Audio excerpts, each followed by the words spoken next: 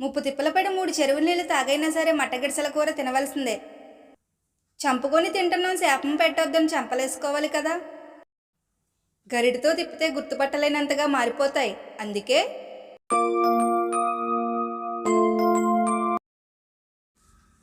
ముప్పు తిప్పల పడి 3 చెరువుల నీళ్లు తాగైనా మట్టగడిసెల కూర తినాలని మీనరాశిలో పుట్టిన మహానుభావుడెవరో మా వారికి చెప్పారంట. ఇంకేముంది, ముచ్చెమటలు పట్టేలా మైలు దూరం వెళ్ళి మెదులుతున్న మట్టగిడిసెలు తెచ్చి నా చేతుల్లో పెడితే ఆ మట్టగిడిసెలు రెక్సోనా సోపులు వాడతాయనుకుంటా. పట్టుకుంటే జారిపోయే పట్టులాంటి మృదువైన చర్మంతో ఊరికే జారిపోతున్నాయంటే నమ్మండి. అయినా నేను ఊరుకుంటానా? ఎక్కడికి పోతావే గిడసదానా అని పొయ్యిలో బూడిది చేతికంటిచ్చి అరువు తెచ్చిన కత్తిపీటతో పర్రాపర్రా పొలుసు పీకి నీచివాసన పోయేదాకా రాయికేసి తోమి శుభ్రత పరిశుభ్రత అనే ప్రక్రియ పూర్తి చేశా.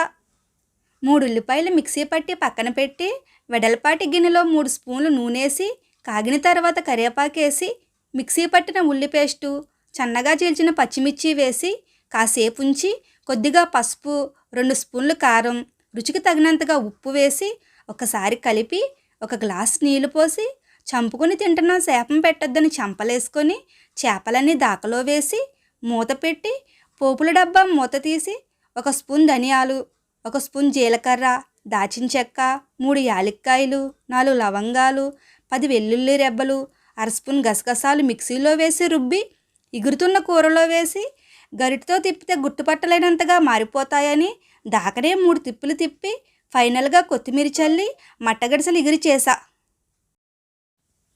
ఈ వీడియో కనుక మీకు నచ్చితే లైక్ చేసి ఛానల్ సబ్స్క్రైబ్ చేసుకోవడం మర్చిపోకండి. Thank you for watching.